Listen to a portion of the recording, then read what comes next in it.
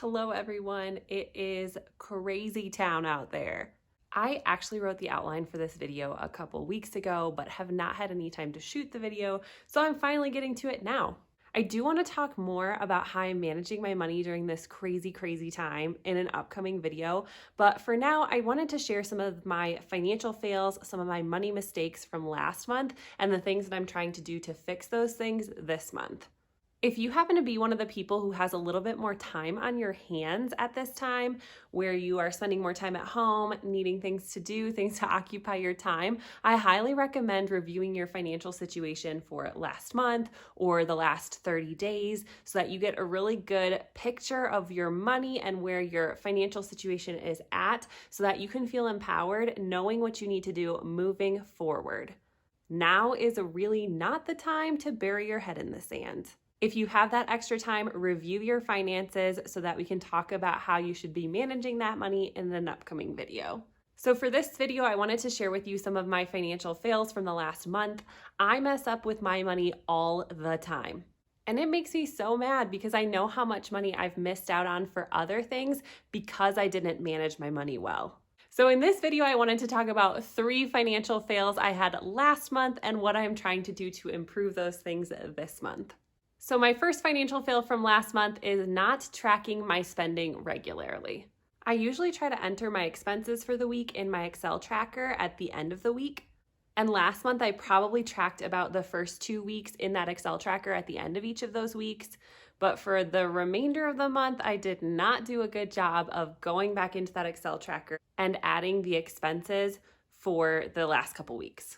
So then by the time I got around to tracking at the end of the month, I had overspent in some categories because I wasn't monitoring my spending in those last couple weeks, and I was just spending without taking note of what I was spending on or which categories I was getting close to my limit in. All in all, I probably ended up overspending by a little bit more than $150, which doesn't seem like a lot, but $150, I feel like I could do quite a bit differently with that money. It's really helpful for me to track my spending weekly because then I can notice each week which categories of my spending I'm getting close to the limit in and then change what I'm spending on or how often I'm going to the store to be able to not exceed that limit and just make modifications in my behavior so that I don't go over budget. So that's what went wrong last month. So in this coming month, I really needed to be better about writing down my expenses at the end of every day, so that by the end of the week, I could just add up those totals, put them into the Excel tracker really easily.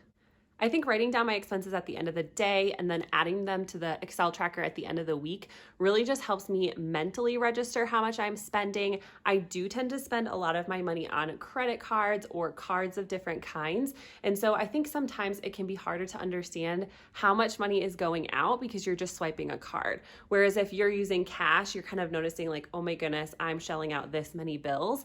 And it's harder on a card. And so when I'm writing down my expenses at the end of the day and then tracking them weekly, I'm better understanding and internalizing how much money I'm actually spending. For some reason, at the end of the week, taking out my computer to open that Excel tracker is just so difficult for me. I don't know why taking out my computer is such a barrier, but I tend to find that I don't want to use it. It's an old computer. It's kind of glitchy. I don't like it. And so maybe that's part of the issue, but I really struggle to just get my computer out. But I noticed that once my computer's out and my Excel financial tracker is up on my computer screen, I will edit it. It's just like getting to that point is tricky. I do tend to take my computer out on Sundays when I'm trying to finish up my homework for my grad program at the end of the week. And so I think that is probably the best time for me to just say, okay, your computer's already open. It's already powered up. It's working. Now's the time that you just need to quick bust it out and enter those finances for the week. I actually think maybe trying to knock out adding those expenses to my financial tracker before I do my homework on Sundays might be the best bet because the financial tracker doesn't necessarily have a deadline. No one is holding me accountable for filling that out other than myself.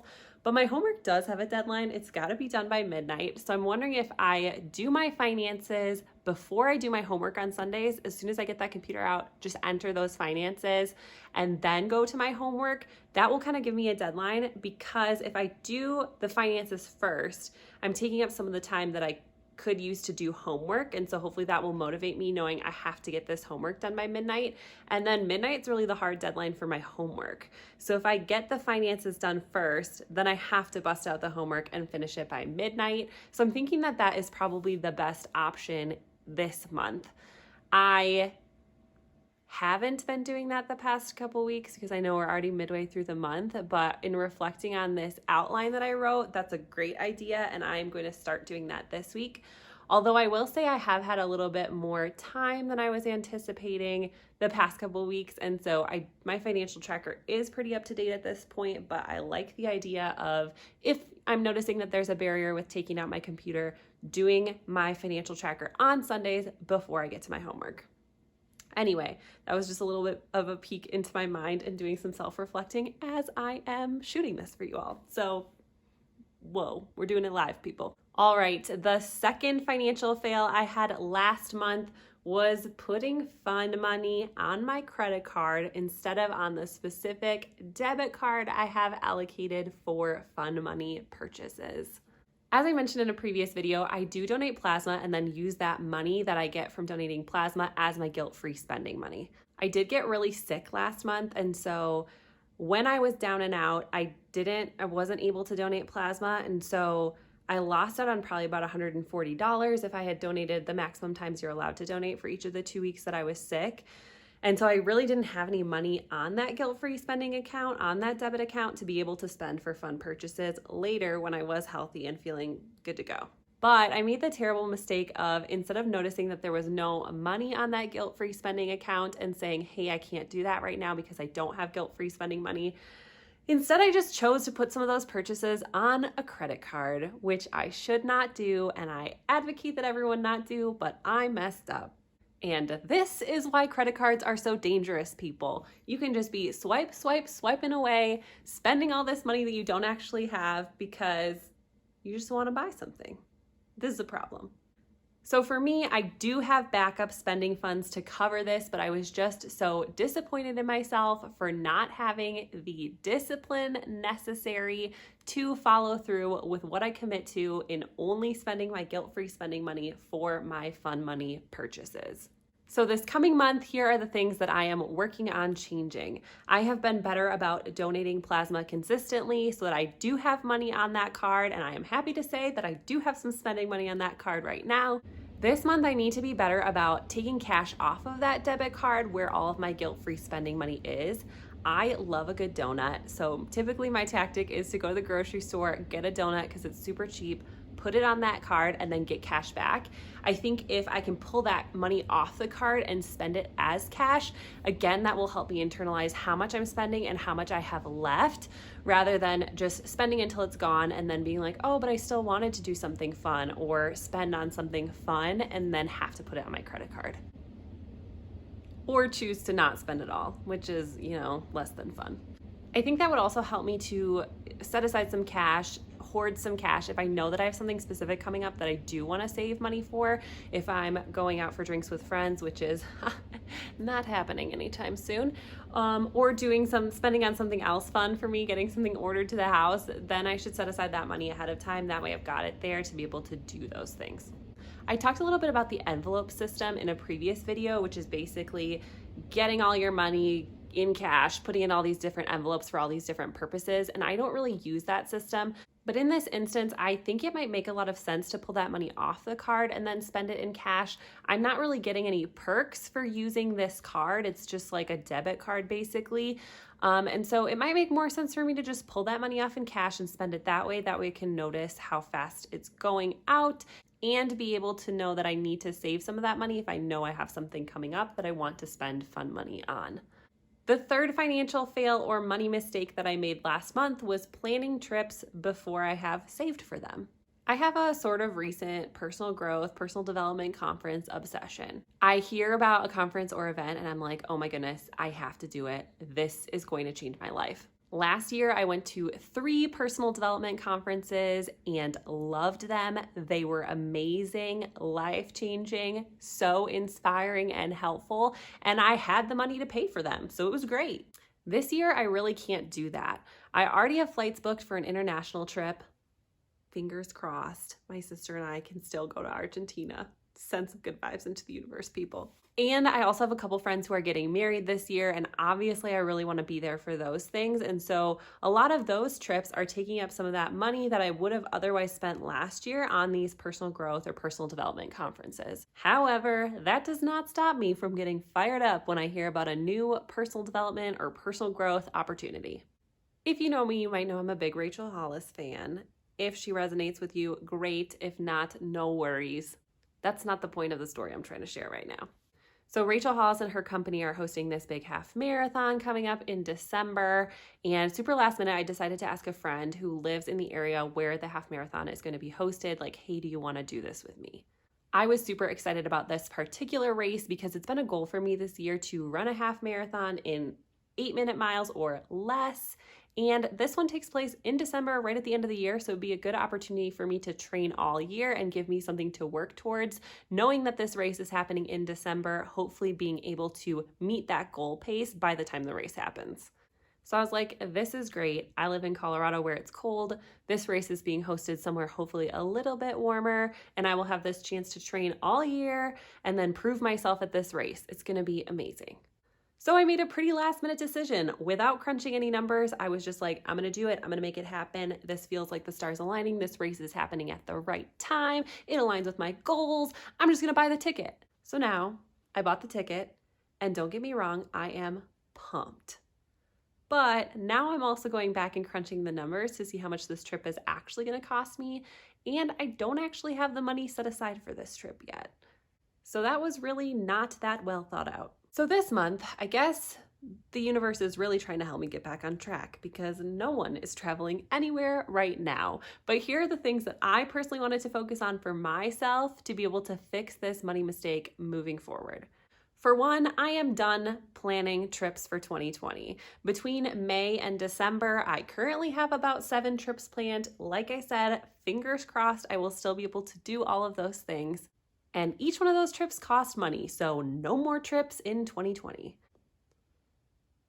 And now that I'm thinking about it, that's actually kind of a bummer. There was one more place I actually wanted to go this year, and that wasn't included in the last time I crunched the numbers, so oh well, I guess I'm gonna have to go another time. Dang, bummer. Moving forward, I really need to crunch the numbers before I buy. For me, it's so dumb to impulsively buy something that's really expensive or something that's going to cost you more money. Like in this situation, I bought the race entry, which wasn't that expensive, but it's all of the other things that go along with it. Now I have to find a flight and find a hotel and pay for food while I'm there and get a dog sitter while I'm gone. All those different things add up and do cost money. So even though the race ticket was not that expensive, I didn't crunch the numbers ahead of time to know if I could afford all of those other pieces. This coming month, I need to do a better job of figuring out where the money is going to come from before I just jump on a purchase. Even if I think I have the money for it, it's better to just crunch the numbers in advance and know that you know where that money is going to come from to pay for that trip. Or ideally, already have the money set aside to pay for the trip or the expensive thing, whatever it is you're buying. I do trust myself, but I need to rely on crunching the numbers rather than trusting myself to figure it out later. I think I have almost an unhealthy, probably, amount of believing in myself to be able to figure things out. I need to probably kind of chill and not believe in myself so much, get some healthy skepticism in there, and crunch the numbers before I make big purchases. So those are the 3 things I noticed not doing so well last month that I'm working on improving this month. I think right now with what's going on in the world, and as you are learning to manage your money responsibly, it is really important to continually assess yourself to see how you are doing. I think it was Peter Drucker, something like that, who said, the things that you measure, you will improve. And so I'm hoping that as you have some maybe extra time in this season, you will take that extra time to make a really positive financial step forward for you and for the people in your sphere. If you are not evaluating your money habits at least monthly, nothing is going to improve. In order to improve things, you need to know how you're doing so that you know what to change or what to continue doing. So to recap, in March, I need to add my expenses to my monthly tracker. And ideally, that's going to happen before I do my homework for the week on Sundays. Number 2, I need to take cash off of my guilt-free spending account card and then spend that money in cash and recognize better this month that when it's gone, I cannot spend anymore. Which, again, the universe is probably making easier on me because I'm doing less social things right now. And number 3, I need to crunch the numbers before I move forward with any big purchases. So if you have some extra time, take some time, evaluate some of your financial behaviors in the last 30 days or in the last month. Think through the money mistakes that you've made and then how you are going to combat them moving forward. If you're willing to share, I would love to hear some of the money mistakes that you've made in the past month in the comments below and what you're trying to do to fix those in the coming month. Last week was pretty rough for me, finding a new normal. Things are crazy at work right now, and so I am hoping moving forward these videos will be a little bit more consistent, hopefully, fingers crossed. And so if you're interested in following me and hearing more of these personal finance videos, please subscribe to my channel. That way you're the first to know when a new video is uploaded. In the meantime, stay inside as much as you can, stay away from people as much as you can, and I will see you in the next video.